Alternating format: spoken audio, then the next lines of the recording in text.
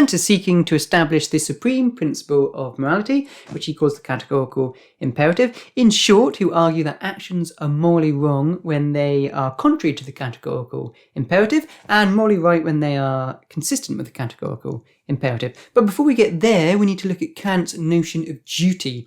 It may appear to be a bit of an old-fashioned term, and I think of like Game of Thrones, where Ned Stark and particularly Stannis Baratheon are well known for their commitment to duty. And the idea of duty is that something is required of you, and you are obligated to do it whether you like it or not.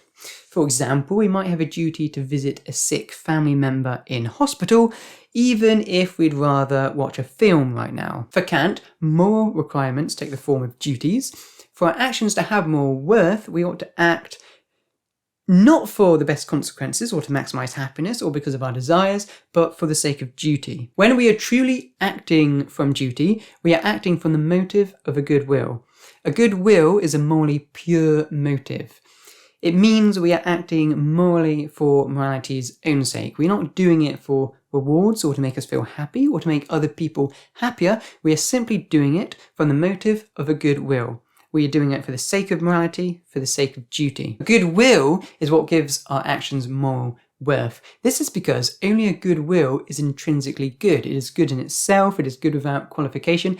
Kant says we can't say the same thing for other things. Utilitarians think that happiness or pleasure makes an action good. But sometimes these things can make an action worse. So think of someone who gets pleasure from torturing a cat. That is not good. So pleasure is only good under certain circumstances. But the goodwill is good unconditionally. There is a difference between acting for the sake of duty, which means, as we said, our motive is that of a goodwill, and merely acting in accordance with duty. So sometimes we might be acting consistently with our duty, but nonetheless our motive isn't a good will.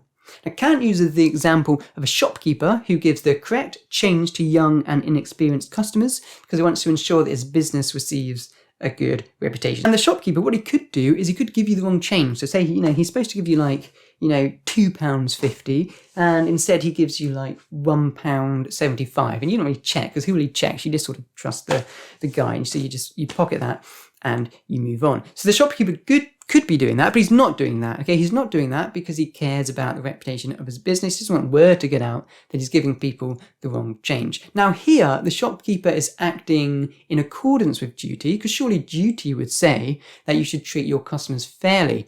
But he's not acting from duty. He's not acting from duty because his motive is self-interest. What he cares about is the reputation of his business. So although he's acting in accordance with duty, he's not acting for the sake of duty. His motive isn't one of goodwill, so his action does not have moral worth. Now, Kant goes so far to say that even if the shopkeeper keeps his prices consistent for everyone because he has some natural disposition for honesty, his action still doesn't have moral worth. Acting in order to satisfy a natural inclination to be honest is not the same as acting from a good will, and we are not due praise for doing something that comes naturally to us. Now, this may seem a bit extreme, but Kant has a good point here. If the shopkeeper, if he's only doing the right thing because of some natural inclination, what if his circumstances change? So what if he gets into like financial difficulty? The problem is that he's doing the good thing that he's doing is contingent on his nature or his desires. But imagine he gets into financial difficulty, he's getting a bit stressed, he's worried, his business might not survive. How is he going to feed his family? And so suddenly the idea of foregoing his usual honesty and doing something they normally wouldn't do and start cheating his customers becomes more appealing.